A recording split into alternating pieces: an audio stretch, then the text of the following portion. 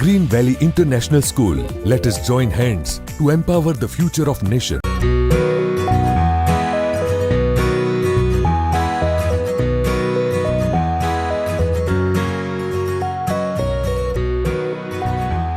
Dear students, welcome to online classes of Green Valley International School. Students, today is a Saturday. As you know that Saturday it's no study time. Okay? So today we are going to have one story. All are you ready? Let's begin. Story name is School Topper.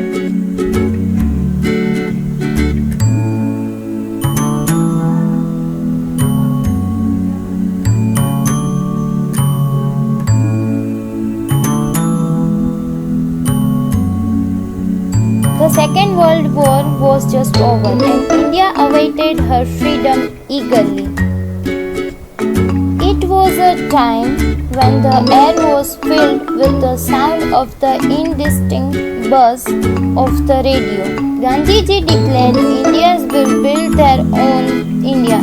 The whole country was filled with an unmatched optimism. I secretly wished for a chance to do something for my country. For this, I needed to study in a good school.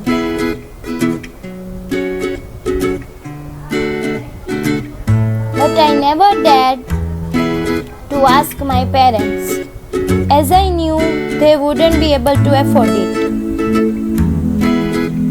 One day my father came up to me and to my utter surprise said, Abdul, I know how you have always wanted to pursue higher studies. Your mother and I aren't highly educated, but we have great dreams for you. Don't worry, we will somehow find the money for you to study in a good school. The Squad School was in Ramnathpuram, a bustling town that lay across the sea from Rameshwaram. My brother took me to the school and I was admitted. It was a very good school. When it was hot and humid, the students were made to sit under the trees, as there were no fans in those days. We would run from another one tree to another when we changed classes. One day, as I was in a hurry, I stepped into the wrong class, where my math teacher was taking a class. He glared at me through his glasses and said, What are you doing in the school? If you can't even find your way to the right class, you should just go back to the village where you came from. He then caught me by the scruff of my neck and canned me in front of whole class. I felt crushed. My family had made great sacrifices to send me to the school. I felt terribly homesick at times, but I was determined to make my family proud.